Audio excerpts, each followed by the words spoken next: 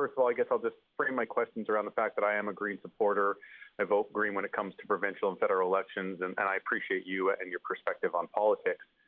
With that said, as a Green supporter, I'm sometimes disheartened with the lack of legitimacy that the Green Party seems to have in comparison to the other parties running for government in the province.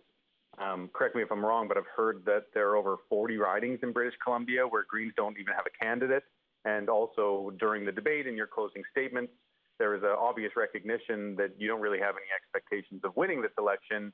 What you're hoping for is enough Greens will be voted for so that neither of these other parties become a majority government. And while I think it's commendable that you recognize where you stand, what I would really like to see is a provincial government in the future that's run by the Green Party.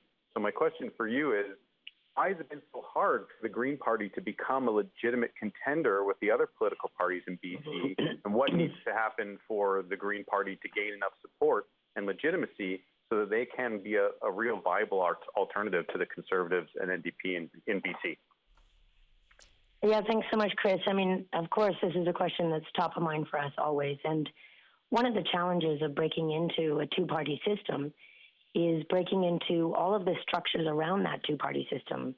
And we see, in terms of media attention, in terms of how much space we get in the House, it's challenging. And if you take the last election, we had 16% of the vote, but we only had 2% of the seats in the House. And with those 2 seats that we had, we actually demonstrated that even a couple of Greens makes a huge difference. We bring issues that the other parties won't talk about, subsidizing oil and gas, protecting oil growth, vacancy control, as we were just talking about, stopping the use of NDAs, MSP covering mental health care for people in BC. There's a lot of initiatives we bring forward that the other parties don't and won't talk about.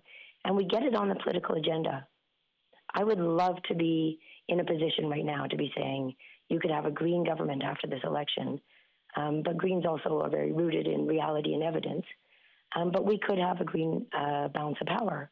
And I think that would be very good for British Columbia.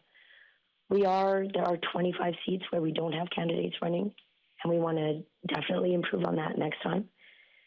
But I think what we've shown and what Greens around the world actually show is that even a couple of Greens elected to a parliament or a legislature makes a really big difference, because we do, in fact, do politics very differently. We work across party lines, across jurisdictions. We're very solution-focused.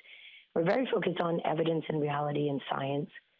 And that sets us apart from the other political parties in this province and generally.